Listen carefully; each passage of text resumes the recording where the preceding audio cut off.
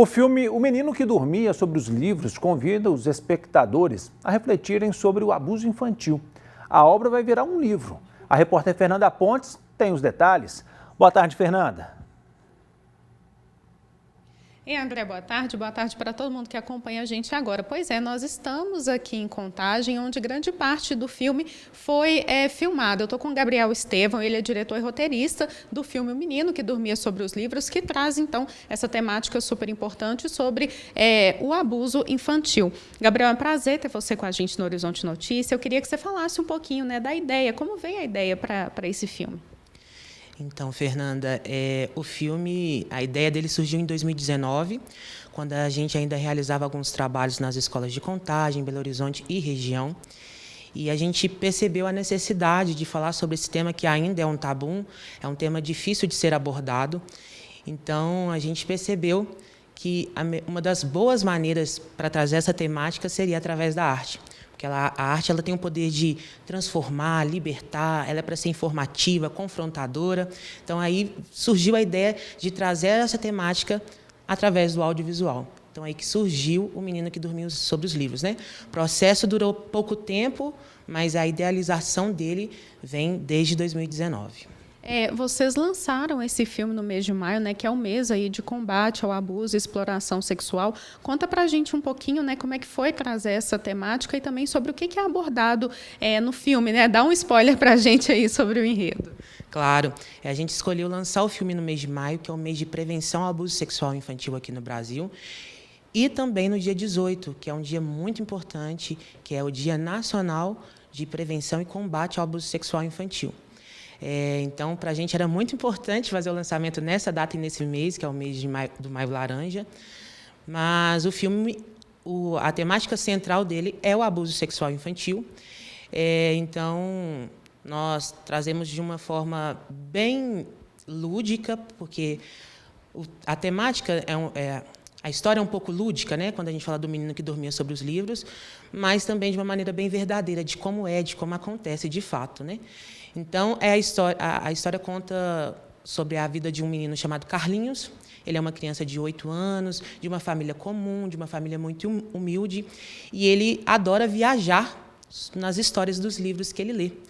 E algo que é interessante é que sempre que ele vai ler nas histórias, ele vê um vilão mascarado, e ele depara com um vilão um pouco diferente, com um vilão como não é daqueles da história, né? Um vilão que, a princípio, vem com uma carinha mansa, e, infelizmente, ele percebe que o vilão real não é exatamente como que está dos livros que ele costuma ler, né?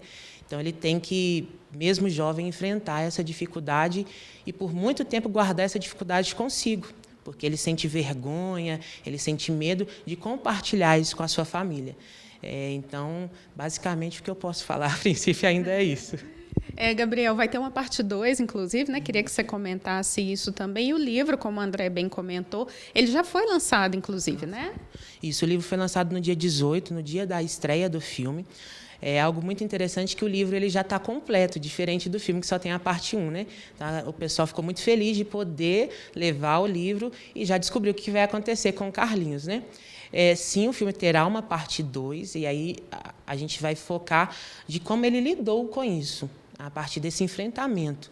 Porque a gente termina o filme falando assim, olha, aconteceu, aí ele já está adulto, e agora eu preciso enfrentar esse trauma. Eu preciso ser resiliente sobre isso, e eu quero que a minha história sirva de cura para as outras pessoas também, para as pessoas entenderem que elas não são determinadas por esse fato, que esse fato que aconteceu não tem o poder de determinar a vida da pessoa que sofreu o abuso, que ela é muito além disso, né? O abuso ele não pode ter o poder de roubar a vida de uma pessoa. É um fato, de fato, muito triste, porém, ele decide enfrentar, vencer esse obstáculo e servir de cura e inspiração para outras pessoas. É isso que a gente tem na parte 2. Queria que você mandasse uma mensagem, então, né, com foco nesse assunto, sobre a importância dessa preservação e desse combate também ao abuso sexual infantil.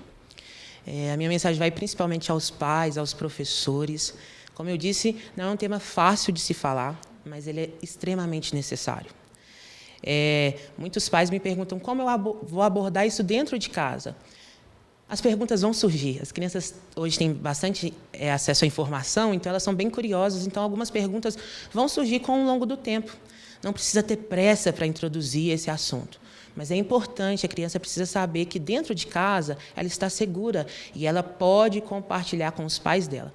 É importante também falar que o corpo da criança é sagrado, somente ela pode tocar, né? As suas partes íntimas, somente ela pode tocar. E se alguém tocar e pedir segredo, ela deve sim contar para os seus pais. Algo que a gente usa bastante é que o carinho ele não pode ser um segredo, o carinho não pode gerar medo. Se te gera medo, não é carinho. Então, deve ser falado. Perfeito, Gabriel. Muito obrigada pela sua participação. André, isso eu volto com você. Muito obrigado pelas informações, Fernando. Bom trabalho para vocês.